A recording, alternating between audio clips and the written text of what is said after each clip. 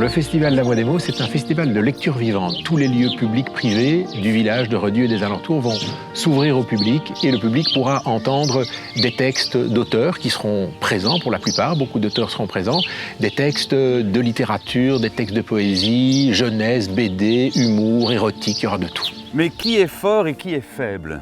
C'est vrai, qui est fort? Le plus fort physiquement? Le plus fort intellectuellement? Le plus habile, le plus endurant, le plus rusé? Et qui est faible? Celui qui suit? Celui qui dit oui? Celui qui est gentil? Nous avons pour habitude de dire que Libin est une commune entre ciel et terre. Alors le festival La Voix des Mots a évidemment toute sa place ici, au cœur de ce bel écrin de verdure. Libin est une commune avec beaucoup d'espace. C'est une des communes les plus forestières de Wallonie. Une commune vivante, spatiale, mais aussi très verte et culturelle, évidemment, puisque nous sommes ici au cœur de Redus, qui est le village du livre depuis 35 ans maintenant. Et c'est clair que Redus et le livre sont deux thèmes qui sont indissociables. Et donc je pense vraiment que le festival aura toute sa place ici, au sein de notre village. Le livre, le papier, la forêt, tout ça c'est lié. Donc partir de ce capital de Redus, ça me paraissait être une évidence. Et puis en plus, moi c'est un endroit que j'adore et que j'ai envie de faire découvrir. Ça va vraiment apporter une nouvelle dynamique au village qui est toujours très vivant évidemment, mais qui a besoin d'animation particulière. On a la chance d'avoir encore des libraires, des artistes évidemment, des artisans qui font vraiment vivre ce village. On a la présence du musée Mudia qui est une attraction muséale vraiment exceptionnelle. D'un bord à l'autre bord, j'ai passé la rivière, suivant à pied le pont qui la franchit d'un jet, et mêle dans les eaux son ombre et son reflet. Donc je pense que c'est l'addition de toute une série de choses et c'est des événements comme ce festival qui font vraiment en sorte que le village va continuer à vivre pendant de nombreuses années. Fermons les yeux. Imaginons le cosmos, les ciels étoilés, les galaxies, les astres. Ah, c'est un festival des mots, pas que de la lecture, donc c'est vraiment les mots dans tous leurs états. Il y en aura pour les amateurs, les férus de lecture. Il y en aura pour ceux qui ont envie de pimenter leur promenade en découvrant des choses qu'ils n'ont pas l'habitude de découvrir. On parlera de nature, on parlera d'espace, on parlera de vie, on parlera de philosophie, on parlera peut-être de science-fiction, de romans policiers. Je sais qu'il y a des gens qui aiment les romans policiers. On parlera vraiment de tout. C'est vraiment ça l'idée, c'est d'essayer d'avoir un panel le plus représentatif possible, mais en puisant évidemment dans nos richesses, puisqu'on va essayer de programmer principalement des auteurs belges. Il y aura des lectures dans des lieux différents, dans des styles différents et dans des langues différentes. Bonne balade, soyez prudents. Il me semble qu'en n'intégrant pas que la lecture, on s'adresse à un public plus large. Et c'est aussi ce dont Redus a besoin, c'est que ce soit une famille, des personnes plus âgées, francophones, néerlandophones, qu'on ait envie, qu'on soit adepte de lecture, qu'on préfère la musique, qu'on préfère la balade. En fait, tout va être allié ici et du coup, on répond au public qui est présent aussi dans notre village habituellement.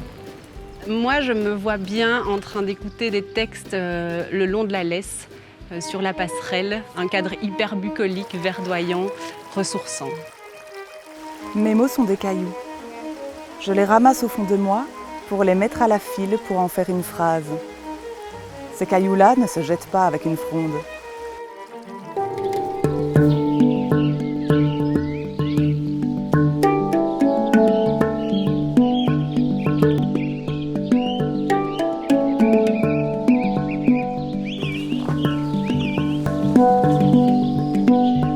C'est étonnant et toujours extrêmement jouissif comme expérience de tenir un livre dans ses mains et de voyager avec lui en recueillant les paroles d'un autre en nous.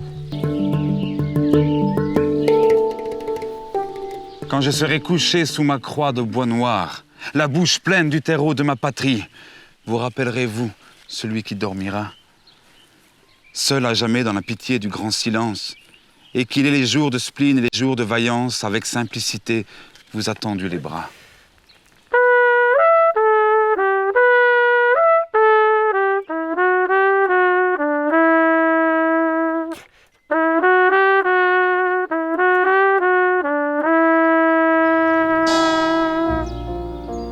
Donc ici en province du Luxembourg, il y a une terre de festivals, on a des festivals du conte, on a des festivals de théâtre de rue.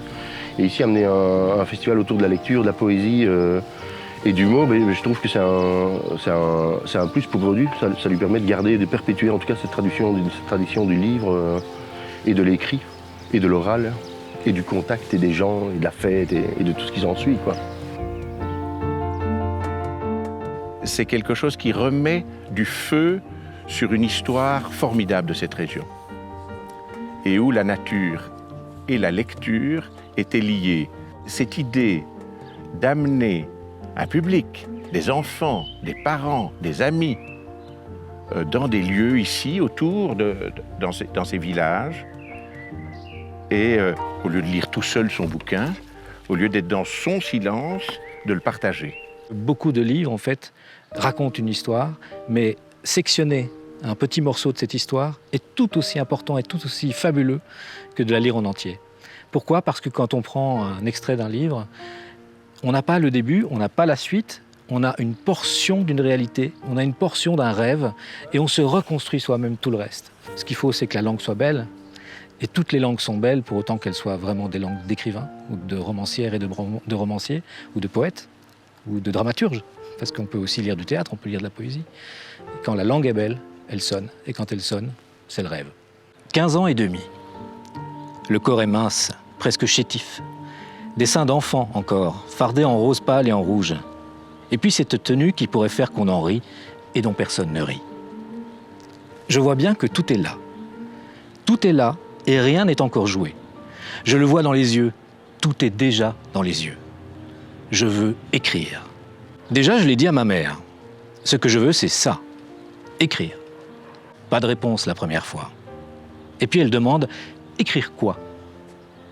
Je dis, des livres, des romans. Elle est contre. Ce n'est pas méritant, ce n'est pas du travail, c'est une blague. Elle me dira plus tard, une idée d'enfant.